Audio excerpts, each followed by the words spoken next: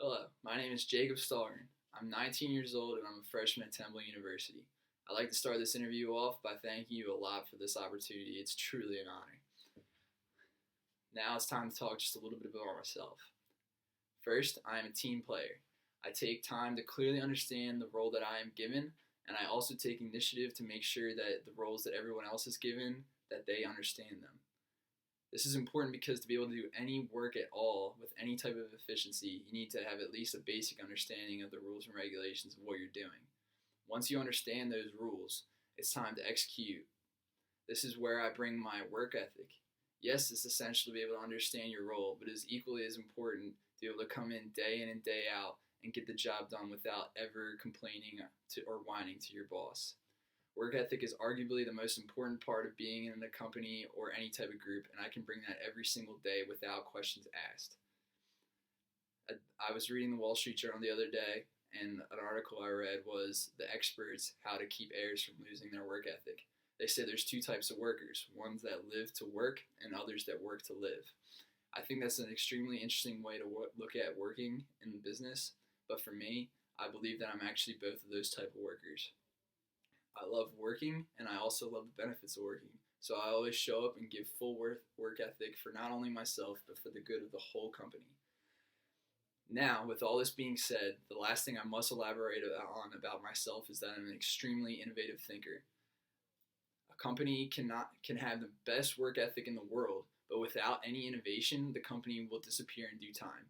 What I can bring is new, innovative ideas to combine with my work ethic and task comprehension, and this will allow for consistent, efficient workforce and another innovative mind to help your company expand and stay relevant in the business world. Now that I've expressed to you a small amount about my work ethic, teamwork, and innovative thinking, it's time for me to talk to you about accomplishments.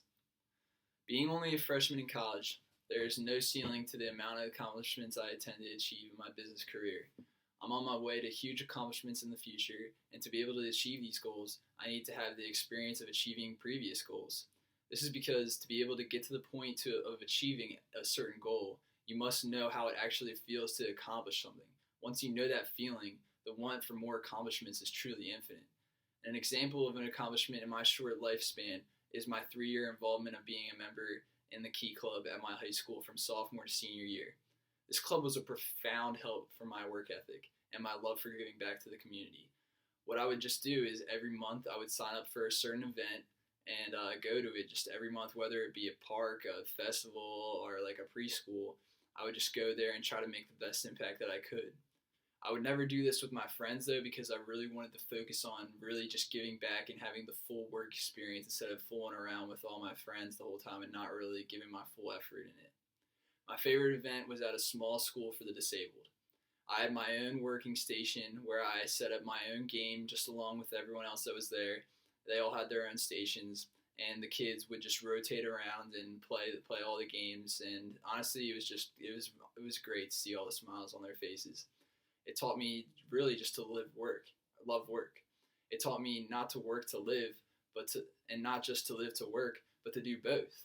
I've been told my whole life that in order to keep living, I need to get a job and make money and be able to sustain my life. Like, I just need that money. But it wasn't until that day that I realized that I could really start to enjoy my working along with making money and take time to think about how I'm affecting other people's lives in my work experience and making it more than just myself.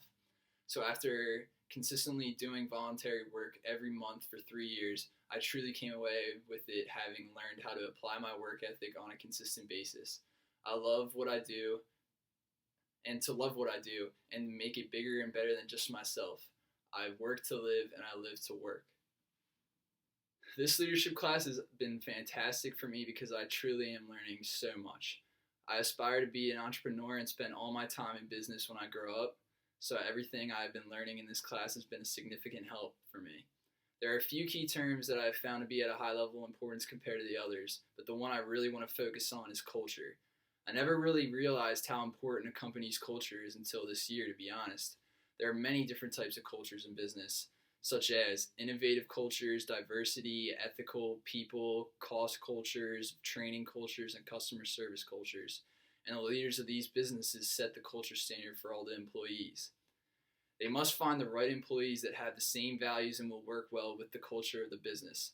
Along with this, all the employees must comprehend the mission that the company is currently on and the vision that they have of themselves for the future. If the employees don't fit the values and the norms of the culture of the company, they will likely be fired or they will end up quitting. For example, Amazon focuses on great customer service and prides themselves on that as their culture. Amazon cannot afford to hire some person that doesn't care about how they treat their customers, and they cannot hire anyone that doesn't go out of their way to make sure that to give their customers the best customer service possible. This is a standard that they set by the company and has honestly worked brilliant throughout their whole career. It hasn't worked so well for it has worked really well for a number of reasons. One of them is that because of the fact that they possess transformational leaders.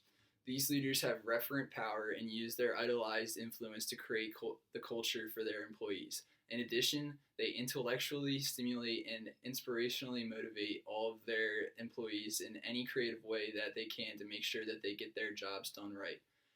The best transformational leaders finally use their individual consideration on all the other employees that they can tell aren't very motivated from what they're doing, but they are also still a very good culture fit and employee. When they do this, the hope is that they can bring the employee to change and adapt to the culture more, in turn making them better employees for the company. If the individual consideration doesn't work, that's when they know that they have to make a change. With all this being said, I am truly thankful for all the new knowledge of business management that I have had the privilege of learning from this class. Thank you so much.